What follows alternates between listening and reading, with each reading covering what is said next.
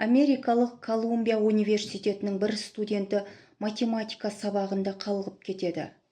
Дәріс аяқталған соң адамдардың даусынан оянып тақтада екі есептің жазылып тұрғанын көреді. Үйде қарап шығамын деп ойлайды ол. Бірақ үйге келген соң есептердің өте күрделі екенін түсінеді. Соған қарамастан ол берілмейді. Кітапханаға барып қажетті материалдарды іздеп табады. Бар уақытын және күш-жігерін соған арнайды. Келесі дәрісте ол профессордың үй тапсырмасын тексермей жатқанын байқайды. Таңғалып қол көтеріп сұрайды: «Профессор, неге өткенде берген есептерді тексермейсіз? Олар міндетті емес пе еді?» Профессор жымиып: «Қымбаттым, ол ешқандай тапсырма болған жоқ.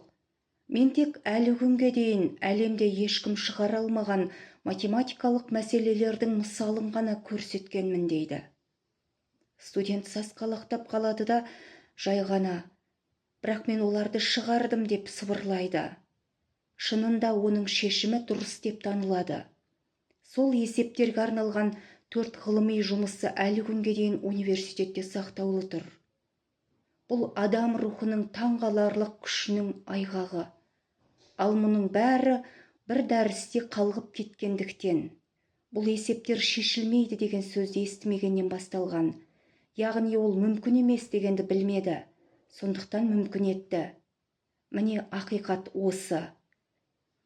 Сізге қолыңнан келмейді дейтіндерге сенбеңіз. Өзгелердің шектеуін өзіңіздік етпеңіз. Адам өзін сендірсе, бәріне қабілетті. Ең бастысы алға ұмтылу, қайта-қайта тырысу және ешқашан берілмеу керек.